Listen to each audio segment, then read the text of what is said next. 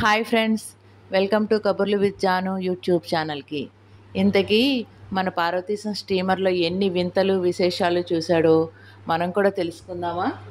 పదండి, పార్వతీశంతో పాటు మనం కూడా వెళదాం.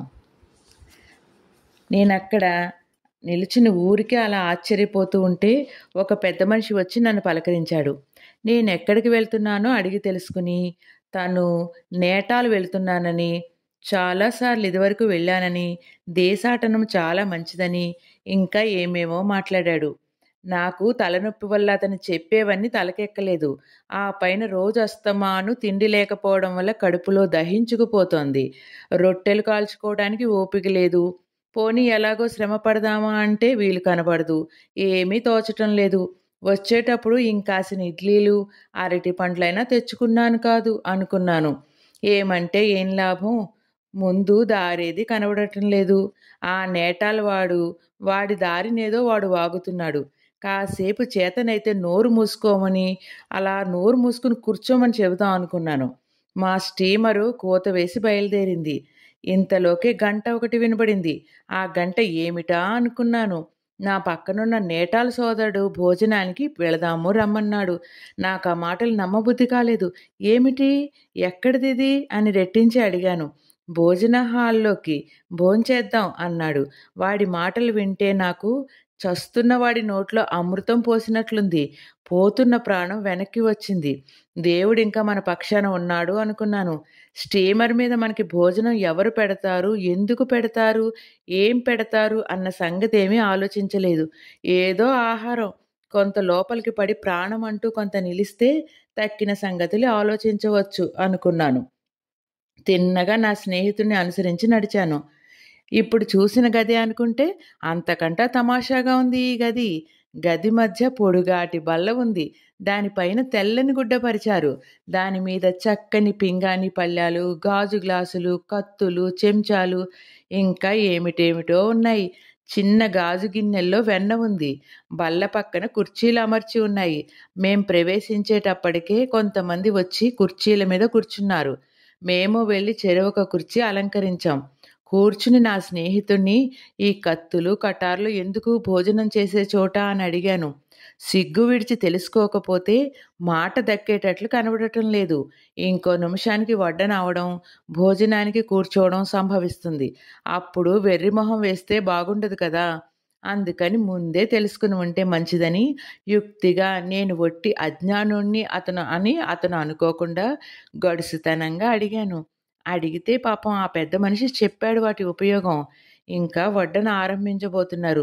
ఈ కత్తులు ఉపయోగించటం మనకు చేతనవుతుందో కాదో చూద్దామని ఒక చేత్తోటి కత్తి పుచ్చుకుని, చివర పండ్లున్న చెంచాతోటి రెండో చేత్తో గుప్పెటితో గట్టిగా పట్టుకుని గుణపం భూమిలో దింపినట్లు ఎత్తి రొట్టె మీద కూర్చోబోయాను.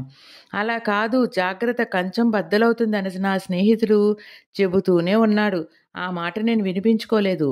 ఇంతట్లోకే ఏం ప్రమాదం వస్తుందిలే, ఈ మాత్రం చేత కాకుండా ఉంటుందా, ఇదొక బ్రహ్మ విద్య ఏమిటి అని చెప్పి రొట్టె మీదకి నా శక్తి కొద్దీ గభీమని దింపాను. కూర్చున్న వాళ్ళంతా ఊపిరి బిగపట్టుకుని ఏమి జరుగుతుందా అని చూస్తున్నారు. దింపేసరికి తలనొప్పిగా ఉండటం చేతో ఏమో కానీ గురి తప్పి రొట్టె చివర తగిలింది దానికి. దాంతోటి అది దాని మించి జారిపోయి కంచం మీదకి తగిలి, దాని మించి కూడా జారిపోయి బల్లకు గుచ్చుకుంది. ఆ అదురుకు రొట్టె ముక్క జానడి ఎత్తున ఎగిరి బలికి తీసుకువెళ్ళిన మేకపిల్ల వీలైతే తప్పించుకుని పారిపోయినట్లు నా పక్కనున్న 4 కంచాల మీద నుంచి 5వ కంచం పక్కన దాక్కుంది. నా కంచం కూడా నా బోటి వాళ్ళని అనేక మందిని చూసి ఉండాలి కదా. అయినా కూడా కంగారు పడి నా ఒళ్ళో పడ్డది. అంతవరకు ప్రమాదం కలగలేదని సంతోషించాను. కంచం కింద పడితే 2 చెక్కలయ్యేది. దాని ఖరీదు ఏ అణానో బేడానో అయినా కూడా వాళ్ళు వచ్చి రూ. 2 రూ. 3 తెమ్మంటే చచ్చినట్లు ఇచ్చుకోవాల్సిందే కదా. అలాంటిది ఏమీ లేకుండా తప్పిపోయింది. ఇవాళ లేచిన వేళ మంచిదే అనుకున్నాను. నా పక్కనున్న వాళ్ళంతా నవ్వడం మొదలెట్టారు. ఎందుకు వస్తుంది నవ్వు అలా అస్తమాను? అయిన దానికి కాని దానికిను. ప్రమాదో ధీమతి మపి అన్నారు. ఎవళ్ళకైనా వస్తుంది పొరపాటు. ఏమిటి దానికి? ఒళ్ళో పళ్ళెం తీసి మళ్ళీ బల్ల మీద పెట్టాను. అసలు దహించుకుపోతున్న ఆకలికి తోడు వాళ్ళు నవ్వడంతోటే నాకు కోపం వచ్చింది. ఇప్పుడు ఊరుకుంటే ఇంకా పరాభవంగా ఉంటుందనుకుని మళ్ళీ ఇంకో రొట్టె ముక్క చేత్తో తీసుకుని, దేవుడిచ్చిన చేతులుండగా ఈ వెధవ కత్తులు అవి ఎందుకు? మన ఇష్టం వచ్చినట్లు తింటే వాళ్ళేం కొడతారా? తిడతారా? అని నా స్వతంత్రం తెలియపరచటానికి ఆ రొట్టె ముక్క వెన్నలో అద్దుకుని కొరుక్కు తినడం మొదలుపెట్టాను. నా పక్కనున్న అతను వద్దని సలహా ఇస్తూనే ఉన్నాడు. కానీ నేను లక్ష్య పెట్టలేదు. అది వరదాకా నవ్వుతూ ఉన్నవాళ్ళంతా వాళ్ళకేదో నేను మహా అపకారం చేసినట్లు నాకేసి కోపంగా చూడడం మొదలుపెట్టారు. చూస్తే నాకేమి భయమా? నేను అంతకంటే కోపంగా వాళ్ళకేసి చూసి నా పని నేను కానిచ్చాను. 2 ముక్కలు నోట్లో పెట్టుకున్నాను. అవి ఇంకా పూర్తిగా గొంతు దిగాయో లేదో మూడోసారి నోట్లో పెట్టుకుందామని చెయ్యెత్తాను. కడుపులో చెయ్యి పెట్టి కలిపినట్లు కలవరం బయలుదేరి పెద్ద తాడిలావున డోకు వచ్చింది. చటాలున్న చేతిలో రొట్టె ముక్క కంచంలో పారేసి నోటికి చెయ్యి అడ్డు పెట్టుకుని లేచాను. ఎక్కడికి వెళ్ళటానికి, ఏమి చేయటానికి తోచలేదు. అంతకంతకు లోపల నుంచి ఊరికే పెళ్ళగిలి వస్తోంది. ఆపడానికి శక్యం కావటం లేదు. ముందు గదిలో నుంచి అవతలికి పోదామని గుమ్మంకేసి 2 అడుగులు వేశాను. లోపల నుంచి వస్తున్న ప్రవాహం నా చేతిని అవతలికి తోసి కొంత బయటపడింది. మళ్ళీ చెయ్యి అడ్డు పెట్టుకున్నాను. ఒక నౌకరు నా అవస్థ చూసి చటుక్కున నా దగ్గరికి వచ్చి నా రెక్క పట్టుకుని ఒక గదిలోకి లాక్కుపోయాడు. అక్కడ రైలులో మొహం కడుక్కోవడానికి ఉన్నట్లుగానే ఏర్పాటుంది. పూర్తిగా వాంతయింది. గడిచిన దినమంతా తిండి లేకపోయినా అంత పదార్థం ఎక్కడి నుంచి వచ్చిందో కానీ వారం దినములు తిన్నదంతా వెళ్ళిపోయింది. నోరు చెయ్యి శుభ్రంగా కడిగేసుకున్నాను. కడుపులో పేగులన్నీ నొప్పులుగా ఉన్నాయి. తల బద్దలవుతోంది. కళ్ళు తిరుగుతున్నాయి. కండ్లు తెరిస్తే ప్రపంచమంతా గిర్రున తిరిగిపోతున్నట్లుంది. కాళ్ళు తేలిపోతున్నాయి. కింద పడిపోతానేమో భయం వేసింది. నన్ను తీసుకొచ్చిన నౌకరు అక్కడే ఉన్నాడు. మళ్ళీ నన్ను చెయ్యి పట్టుకుని తిన్నగా గదిలోకి తీసుకెళ్ళాడు. గది చాలా చిన్నది. కానీ అందులో చిన్న మంచం ఉన్నది. దాని మీద శుభ్రమైన పరుపు వేసి పక్క వేసి ఉంది. దాని మీద పడుకోమని చెప్పాడు. ఈ పరుపు పాపం ఎవరిదోనూ. ఎలాగో తంటాలు పడి హాలులో కుర్చీలో కూర్చుంటాను. లేకపోతే ఎక్కడైనా స్థలం చూపిస్తే నా మంచం వేసుకుని పడుకుంటాను అని చెబుదాం అనుకున్నాను. కానీ నోటి వెంట మాట రాలేదు. గదిలో వస్తువులేమీ కనబడడం లేదు. మాట్లాడకుండా తాగి ఉన్న వాడికి మళ్ళీ మంచం మీద పడ్డాను. కాలి జోడైనా విప్పుకోలేదు. ఇదంతా భోజనం దగ్గర కూర్చున్న వాళ్ళ దిష్టిదోషం వల్లేమో అనుకున్నాను. కాస్త దిగతుడిచి వాళ్ళైనా లేరు కదా అని విచారించాను. ఈ తలనొప్పి అది చూస్తే పీడ జ్వరం ఏమైనా వస్తుందేమో అనుకున్నాను. ఇలా అనుకుంటూ ఉండగానే కళ్ళు కూరుకు వచ్చాయి. ఇంకా నా ఒళ్ళు నాకు తెలియదు. కొంతసేపటికి రాత్రి నౌకరు వచ్చి లేపితే మెలకు వచ్చింది. కండ్లు తెరిచి చూసేసరికి తెల్లవారింది. కొలంబో చేరాము. లేవండి, దిగాలి అన్నాడు. లేచాను. తలనొప్పి తగ్గింది. తేలికగా ఉంది. జ్వరము గిరము ఏమీ రాలేదు. చులాగ్గా తేలాను అనుకున్నాను. కులాసాగా ఉందా అని బంట్రోత్ అడిగాడు. దివ్యంగా ఉందన్నాను. లేచి తలగుడ్డ సవరించుకుని నా సామాను ఎక్కడా అన్నాను. కిందకి వెళ్ళిపోయింది. మీకంటే ముందేను, మీరు కూడా దయచేయండి అన్నాడు. సరే అని లేచి చెన్నపట్నంలో కొన్న దొరసాని టోపీ ఆ బల్ల మీద ఉంచేసి రాత్రి బంట్రోత్ తీసుకొచ్చాడనుకుంటా. బల్ల మీదే పెట్టి ఉంది. దాన్ని అలాగే ఉంచేసి దానికేసి చూడకుండా మాట్లాడకుండా పైకి వచ్చాను. సుమారు 6-7 గంటలైంది. అప్పుడే దిగవలసిన వాళ్ళంతా దిగారు. నేను నిమ్మళంగా దిగాను. కిందంతా మహా హడావిడిగా ఉంది. అటు వెళ్ళేవాళ్ళు, ఇటు వెళ్ళేవాళ్ళు, స్టీమర్ మీద నుంచి దిగిన వాళ్ళ కోసం వచ్చిన వాళ్ళు, ఊరికే వేడుక చూడటానికి వచ్చిన వాళ్ళు, కూలీ వాళ్ళు, ఒకళ్ళేమిటి సముద్రం ఒడ్డంతా కిటకిటలాడుతుంది. హార్బర్ నిండా స్టీమర్లు ఉన్నాయి. ఈ హడావిడి అంతా చూస్తూ నిమ్మళంగా సామాన్ దగ్గరికి వెళ్ళాను. సామాన్ అంతా జాగ్రత్తగానే ఉంది. పాపం పెట్టె కూడా ఏమీ నలిగిపోకుండానే దింపారు. ఒక కూలీవాడిని కేకేసి సామాను వాడి నెత్తి మీద పెట్టి బండ్ల దగ్గరికి వస్తున్నాను. వెనుక నుంచి ఎవరో పిలుస్తున్నట్లు వినపడింది. నన్ను కాదు అనుకున్నాను మొదట. నన్ను పిలిచేవాళ్ళు ఎవరుంటారని ముందుకు నడిచాను. మళ్ళీ కేక వినపడేసరికి ఆగి వెనక్కి చూశాను. రాత్రి స్టీమర్లో బంట్రోతు. ఆ దిక్కుమాలిన దొరసాని టోపీ తీసుకుని పరిగెత్తుకుని వస్తున్నాడు. అది నాకు వదిలే ఉపాయమే కనబడలేదు. మొదటనే రైల్లో నుంచి ఎక్కడైనా పారేస్తే తీరిపోయేది. ఇంత బాధ లేకపోయేది. పోనీ వృధాగా పారేయడం ఎందుకని రైలులో విడిచి వెళితే ఎవళ్ళైనా తీసుకుంటారని ఆలోచిస్తే అదేమీ సాగింది కాదు. ఇప్పుడు ఎక్కడికి వెళితే అక్కడికి కూడా తరుముకొస్తోంది. ప్రపంచంలో ఇంత న్యాయబుద్ధి ఉందని ఇదివరకు ఎప్పుడూ అనుకోలేదు. ఏ వస్తువైనా ఎక్కడైనా మరిచిపోతే మళ్ళీ అది దొరకడం దుర్లభమని చాలామంది చెప్పారు. ఆ అభిప్రాయం సరికాదని ఇప్పుడే తెలిసింది. ఏదైనా ఎవళ్ళకైనా అనుభవంలోకి వస్తే కానీ తెలియదు. ఇక ముందెప్పుడైనా ప్రపంచంలో అన్యాయము, దొంగతనము ఉందని చెబితే నేను నమ్మను. ఇక ఈ టోపీ ఎక్కడ మర్చిపోయినా నన్ను కూడా వెంబడించేటట్లుంది. అందుకని మాట్లాడకుండా ఈసారి మట్టుకు టోపీ తీసుకుని ఎవళ్ళూ చూడకుండా ఏ అర్ధరాత్రి వేళ నడు సముద్రంలో గిరాటు వేస్తాను. లేకపోతే మళ్ళీ సముద్రంలోనైనా పగలు పారేస్తే ఏ దౌర్భాగ్యుడో చూసి అది వల వేసి తీసి మళ్ళీ తీసుకొచ్చి ఇస్తాడేమోనని భయం వేస్తోంది. ఆ టోపీ చూస్తే మట్టుకు నాకు మా చెడ్డ అసహ్యం. బోలెడంత ఖరీదు దాని మొహాన తగలేయడమే కాకుండా పైగా అది పారేసిపోతుంటే వెనక నుంచి తీసుకొచ్చి ఇచ్చిన ప్రతి వాడికి ఏదో ఒక బహుమతి ఇవ్వటం. నాకు అమిత ప్రియమైన వస్తువేదో పోకుండా తీసుకొచ్చినట్లు సంతోషం కనబరచాలి మళ్ళీను. ఇంత మట్టుకు సహించటమే చాలా కష్టం. ఈ మాట ఇంక తప్పదు కనుక మళ్ళీ ఆ తెచ్చినవాడి మొఖాన ఒక పావలా తగిలేసి ఆ దరిద్రపు టోపీ తీసుకుని బండి దగ్గరికి వెళ్ళాను. చెన్నపట్నంలో వచ్చిన చిక్కే ఇక్కడాను. అక్కడ కలిగిన సందేహమే ఇక్కడ కూడా. ఎక్కడ బస చేయటమా అని. ఇక్కడ దరిద్రులకు తెలుగు రాదు. చెన్నపట్నంలో కొంత అనుభవం అయింది కనుక కొంచెం ఇంగ్లీషు వచ్చినట్లున్న ముఖం కల ఒక ఆయన పిలిచి అడగ్గా ఇక్కడ కూడా దగ్గరలో ఒక సత్రం ఉన్నదని, ఆ సత్రంలోనే దుడ్డు తీసుకుని భోజనం వేస్తున్నారని తెలుసుకుని నా రథాన్ని అక్కడ తోలమని రథసారథితో చెప్పాను. గదులు అవి విశాలంగా ఉన్నాయి. స్నానానికి దానికి సౌకర్యంగా ఉంది. జనసమ్మర్దం అట్టే లేదు. బాగుందని సంతోషించి ఒక గది తీసుకుని సామాన్ అందులో పెట్టించేసి బండికి సెలవిచ్చాను. చెన్నపట్నంలో వాడికి మళ్ళీ వీడు అట్టే దెబ్బలాడలేదు. కొంచెం మర్యాదస్తుల్లాగే ఉన్నాడు. అయితే వీడు సాహెబు, అందుకే అయి ఉంటుంది బహుశా.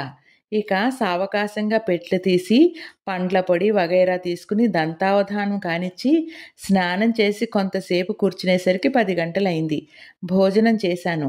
చెన్నపట్నంలోనే నవ్విన వాళ్ళు ఇక్కడ ఇంకా నవ్వుతారని పట్టుబట్ట కట్టుకోవడం మానేశాను.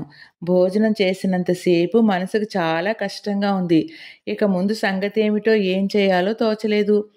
లండన్కు ఏ స్టీమర్ వెళ్తుందో, ఎప్పుడు వెళ్తుందో, ఎక్కడ టిక్కెట్లు ఇస్తారో ఏమీ తెలియదు. ఎవళ్ళని అడగటానికి ఇక్కడ ఎవళ్ళను ఎరుగును కదా. ఒకవేళ నిన్న రాత్రి స్టీమరే తిన్నగా లండన్ దాకా వెళ్ళేదేమో. అడిగి తెలుసుకోనన్నా తెలుసుకున్నాను కాను. ఇక్కడ కూర్చుని ఆలోచిస్తే ఏం లాభం. నా సూటు వేసుకుని తలగుడ్డ చుట్టుకుని వీధిలోకి బయలుదేరాను. ఒక దారి తెన్ను తెలియదు. ఎవళ్ళనైనా అడగడానికి వాళ్ళ భాష తెలియదు. ఏమైనా సరే అని దేవుడి మీద భారం వేసి ముక్కుకు సూటిగా బయలుదేరాను. కొంత దూరం వెళ్ళేసరికి పెద్ద మనిషి సూటు వేసుకుని చక్కగా క్షౌరం చేసుకున్న తలకాయ మీద టోపీ పెట్టుకుని 3 గీతలో 4 గీతలో కనబడేటట్లు గంధం పెట్టుకుని ఎదురుగుండా వస్తున్నాడు. బహుశా ఈయనకి ఇంగ్లీష్ వచ్చి ఉంటుంది అనుకున్నాను. ఆయన్ని ఆపి మీకు ఇంగ్లీష్ వచ్చునా అని అడిగాను. వచ్చునన్నాడు. అయితే మీదే ఊరు అన్నాను. కుంభకోణం అన్నాడు. కుంభకోణం అనేసరికి మాత్రం కొంచెం భయం వేసింది. మనం అడిగిన దానికి సరిగ్గా జవాబు చెబుతాడో చెప్పాడో అని. అయినా కుంభకోణం వాళ్ళంతా మోసం చేస్తారు కనుకనా. మన్ని మోసం చేస్తే మట్టుకు అతనికేం వస్తుంది. అయ్యా మీరొక సహాయం చేసి పెట్టాలి అన్నాను.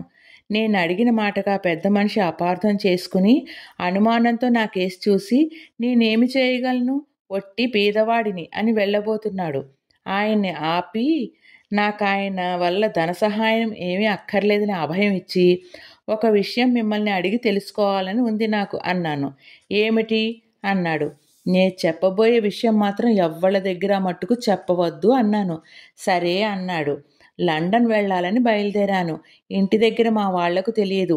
అక్కడికి వెళ్ళే స్టీమర్ ఎప్పుడు బయలుదేరుతుందో, టిక్కెట్లు ఎక్కడిస్తారో ఈ సంగతి ఏమన్నా తమకు తెలిస్తే చెబితే సంతోషిస్తాను. ఇంటి దగ్గరే ఈ సంగతి తెలిస్తే వెళ్ళనివ్వరని భయపడి వచ్చేశాను. ఇక్కడ ఎవళ్ళనూ ఎరుగను నేను. అందుకని మీకేమన్నా తెలిస్తే దయచేసి చెప్పండి అన్నాను. ఓ ఇంతే కదా! దానికి అభ్యంతరం ఏమున్నది? ఇలా ఫలానా చోటికి వెళితే థామస్ కుక్ అండ్ సన్ అని బల్లకట్టి ఉన్న పెద్ద కంపెనీ ఒకటి కనబడుతుంది. తిన్నగా అందులోకి వెళితే టిక్కెట్టు మీకు కావలసిన యావత్ విషయాలు తెలుస్తాయి అని చెప్పాడు. సరే బాగుంది. ఈ మాత్రం తెలిస్తే ఇంకా లండన్ వెళ్ళామన్న మాటేను అని తిన్నగా కంపెనీ దగ్గరికి వెళ్ళాను అన్ని విషయాలు తెలుసుకోవడానికి. ఆ కంపెనీ చూసేసరికి లోపలికి వెళ్ళటానికి భయం వేసింది. ఇంత దేశం తిరిగినా అంత మేడ మట్టుకు ఎక్కడా కనబడలేదు. అది కాకుండా తీరా లోపలికి వెళితే స్టీమర్ ఉందంటారో లేదంటారో, ఇంకో వారం రోజుల దాకా రాదంటారా, లేకపోతే అసలు ఇక్కడి నుంచి వెళ్ళటం మానేసేయ్ అంటారేమో. ఇక్కడి నుంచి స్టీమర్లు వెళ్ళటం లేదు అంటే చచ్చినట్టు ఇంటికి వెళ్ళవలసిందే. ఇంకో వారం 10 రోజులు ఆలస్యం అవుతుంది. అంచేత ఈలోపు మా వాళ్ళు నా సంగతి ఎలాగో తెలుసుకుని ఇక్కడికి వచ్చి పట్టుకుంటారేమో. అంతేకాకుండా ఎవళ్ళనూ కనుక్కోకుండా ఉజ్జాయింపుగా నేనే ఏదో కొద్దిగా తీసుకొచ్చాను డబ్బు. ఇక్కడ తీరా చాలదంటే ఏమి కాను నా గతి? ఇక్కడ మనకి అప్పు ఇచ్చేవాళ్ళు ఎవరుంటారు? ఇలా ఇన్ని విధములుగా మనసు పరిపరి విధాలుగా పోయి లోపలికి వెళ్ళడానికి కొంచెం సంకోచించాను. ఏమైతే మట్టుకు ఇంత దూరం వచ్చిన తర్వాత ఇక్కడ సంకోచిస్తూ నిలబడితే లాభమేముంది? ఏమైతే అవుతుందని లోపల దండం పెట్టుకుని కంపెనీలోకి వెళ్ళాను. అక్కడొక బంట్రోతు కనబడి ఎక్కడికి అన్నాడు. లోపలికి అన్నాను. ఎందుకు అన్నాడు. ఊరికినే అన్నాను. అయితే వెనక్కి తిరగండి అన్నాడు. వెనక్కి ఎందుకు అన్నాను. ముందు పని లేనప్పుడు వెనక్కే అన్నాడు. నాకు ముందు పని ఉంది అన్నాను. ఏం పని అన్నాడు. ఏమైతే మటుకు నీతోట చెప్పాలా అన్నాను. ఆ చెప్పాలి అన్నాడు. ఎందుకు అన్నాను. అనేటప్పటికి వాడి కోపం వచ్చి ఒక మాట కండ్లెర్ర చేసి నా కేసు చూసి నిన్ను లోపలికి వెళ్ళనివ్వటానికి నేను వెళ్ళనివ్వను కదా అన్నాడు. నీవు వెళ్ళనిచ్చేదేమిటి అన్నాను. నే వెళ్ళనివ్వకుండా వెళ్ళలేవు అన్నాడు. వెళతాను అన్నాడు. వెళ్ళి చూద్దాం అన్నాడు. నా ఇష్టమైనప్పుడు వెళ్తాను. నీ ఆజ్ఞ ఏమిటి నాకు అన్నాను. ఒక నిమిషం వాడు మాట్లాడక ఊరుకున్నాడు. నేను ఏదో ఆలోచిస్తున్నట్టు గోడలకేసి మేడ మెట్లకేసి జేబుల్లో చేతులు పెట్టుకుని చూస్తూ నిలబడ్డాను. కానీ లోపల మట్టుకు భయంగానే ఉంది. తీరా సాహసించి ముందుకు అడుగు వేస్తే వాడు రెక్క పట్టుకుని వెనక్కి నెడతాడేమో. ఇంగ్లాండ్ వెళ్తున్నప్పుడు ఇటువంటి పరాభవం జరగటం బాగుండదు. అయినా సరే ఏం చేస్తాడో చూద్దామని ఒక అడుగు ముందుకు వేశాను. వెనక నుంచి తుపాకీ పేల్చినట్లు ఆగు అన్నాడు. వెనక్కి తిరిగి చూసి ఏ అలాగా ఆగమన్నావు అన్నాను. వాడింక కోపం పట్టలేక తిన్నగా నా దగ్గరికి వచ్చి నా భుజం మీద చెయ్యి వేసి ఇంకా నీ పెంకి వేషాలన్నీ కట్టిపెట్టి మర్యాదగా బయటికి వెళ్ళమన్నాడు. వాడు భుజం మీద చెయ్యి వేసేసరికి నాకు కోపం వచ్చింది. భుజం మీద చెయ్యి తీసేసి నీవు బంట్రోతు అన్న సంగతి మర్చిపోయినట్టున్నావు. ఇందాకటి నుంచి పోనీయమని మర్యాదగా ఊరుకున్నాను. నీ బోటి వాళ్ళని 1,00,000 మందిని చూశాను. ఇంకా ఆట్టే నీవు పెంకితనం చేశావంటే నీ మీద రిపోర్ట్ చేయవలసి వస్తుంది. తీరా ఉద్యోగం పోతే అప్పుడు విచారిస్తే ఏమీ లాభం ఉండదు. కాబట్టి జాగ్రత్త అని ముందుకు నడవబోయాను. వాడింకా ఏమీ సమాధానం చెప్పకుండా నా చేయి పట్టుకుని తిన్నగా వీధిలోకి తీసుకెళ్లి దిగబెట్టి దిక్కున్న చోటు చెప్పుకో అన్నాడు. ఆలోచిస్తే దిక్కేమీ ఉన్నట్టు కనిపించలేదు. తీరా ఈ బంట్రోతు ముండావాడితో దెబ్బలాట పెట్టుకుంటే అసలు వ్యవహారం చెడుతుందేమోనని భయం వేసింది. ఇక్కడ వీడి స్నేహం చేసుకుంటే గాని లాభం లేదని తోచింది. అందుకని మెల్లగా మళ్ళీ వాడి దగ్గరికి వెళ్ళి ₹1/2 చేతిలో పెట్టి నేను లండన్ వెళ్ళవలసిన మాట నిజమేను, టిక్కెట్ కోసమని వచ్చాను. లేకపోతే ఇక్కడ నాకేమి పని గనక కావలిస్తే చూడు, ఇదిగో సొమ్ము అని జేబులో ఉన్న డబ్బు తీసి వాడికి చూపించాను. వాడు అప్పుడు నా మాట నమ్మి జరిగిన పొరపాటుకు క్షమించమని లోపలికి దారి చూపించాడు. తిన్నగా లోపలికి వెళ్ళాను. ఆ గది గోడల నిండా పెద్ద పెద్ద స్టీమర్ల ఫోటోగ్రాఫ్లు మ్యాపులు ఉన్నాయి. అక్కడొక దొరగారు కూర్చున్నారు.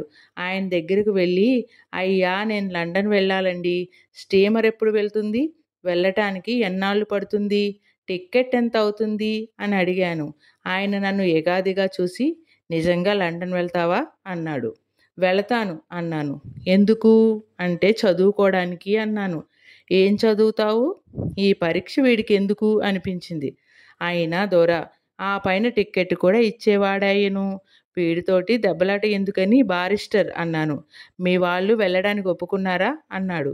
కొంచెం సందేహించి అన్నాను. లేకపోతే అసలు మీ వాళ్ళతోటి చెప్పలేదా ఏమి అన్నాడు. నేను కొంచెం భయపడుతూ వీడికేమన్నా తెలిసిందా ఏమిటి మన సంగతి అనుకుంటూ ఏమీ చెప్పడానికి తోచక ఆలోచిస్తూ నిలబడ్డాను. కొంప తీసి నిజంగానే చెప్పకుండా వచ్చావా ఏమిటి? నాతోటి చెప్పొచ్చు. నీకేం భయం లేదులే. ఇంకా ఇలా చెప్పకుండా వెళ్ళేవాళ్ళు చాలామంది ఉంటారు అన్నాడు. ఆ మాట అనేటప్పుడే కొంచెం ధైర్యం తెచ్చుకుని అవును చెబితే మా వాళ్ళు వెళ్ళనివ్వరని చెప్పకుండానే వచ్చాను అన్నాను.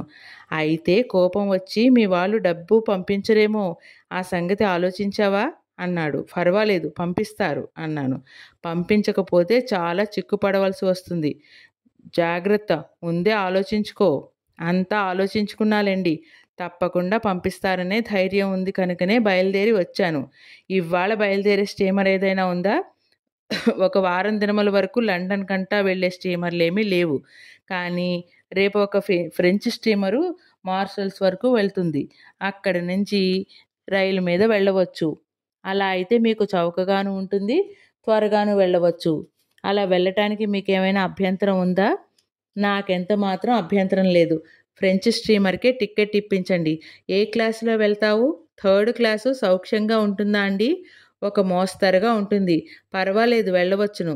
అయితే థర్డ్ క్లాస్ టికెట్ ఒకటి ఇప్పించండి అని చెప్పాను. సరేనని టిక్కెట్ ఇచ్చి మార్సెల్స్లో కూడా మా కంపెనీ ఉంది. అక్కడే కాకుండా ప్రతి పట్టణంలో ఉంటుంది. ఎక్కడ ఏ విధమైన సహాయం కావాల్సి వచ్చినప్పటికీ మా కంపెనీకి వెళ్ళినట్లయితే వాళ్ళు చేతనైన సహాయం చేస్తారు. నీవేం భయపడనక్కర్లేదు అని అభయమిచ్చాడు. సరి ఇంక మనకేం పర్వాలేదు అనుకున్నాను. నీ దగ్గర డబ్బు చాలా ఉన్నట్లయితే మా చేతికి ఇవ్వవలసిందే. నీ దగ్గర ఉంటే పోవచ్చును. నీవు దిగగానే మార్సెల్స్లో మా కంపెనీ వాళ్ళు నీ సొమ్ము నీకు ఇచ్చేస్తారు. నీవు ఇంకా ఇంటికి సొమ్ము అది పంపమని మీ వాళ్లకు వ్రాసేటట్లయితే మా కంపెనీ అడ్రస్ మీ వాళ్లకు తెలియపరచవలసింది. నీకు సొమ్ము వచ్చినా ఉత్తరములు వచ్చినా మేం జాగ్రత్తగా ఒప్పజెపుతాము అన్నాడు. సరే సరే ఈ ఏర్పాటు చాలా బాగుంది అని చెప్పి నా దగ్గరున్న సొమ్మంతా ఆయనకి ఇచ్చాను. ఒక 50 రూపాయల మట్టుకు నా దగ్గర అట్టే పెట్టుకోమని, మిగతా సొమ్ముకు ఒక చెక్కు, ఈ 50 రూపాయలు నా చేతికి ఇచ్చి మార్సెల్స్ వాళ్ళ కంపెనీ విలాసం ఉన్న అడ్రస్ చీటీ కూడా ఒకటి ఇచ్చాడు. రేపు మధ్యాహ్నం 3 గంటలకి ఇక్కడికి వచ్చినట్లయితే స్టీమర్ దగ్గరికి పంపిస్తానన్నాడు. ఆయన దగ్గర సెలవు తీసుకుని ఆహా ఎంత గొప్ప కంపెనీ ప్రతి పట్టణంలోనూ ఉందంటున్నాడు. నా బోటి గాండ్లకిలా బోలెడంత సహాయం చేస్తున్నాడు. వీళ్ళకు దీనివల్ల ఏమైనా లాభం ఉంటుందా లేకపోతే ఊరికినే చేస్తున్నారా అని ఆలోచిస్తూ వీధి గుమ్మం దగ్గరికి వచ్చాను. ఇందాకటి బంట్రోతు లేచి నిల్చుని టిక్కెట్ తీసుకున్నారా అండి అన్నాడు. తీసుకున్నాను అని చెప్పగానే నాకు సలాం చేశాడు.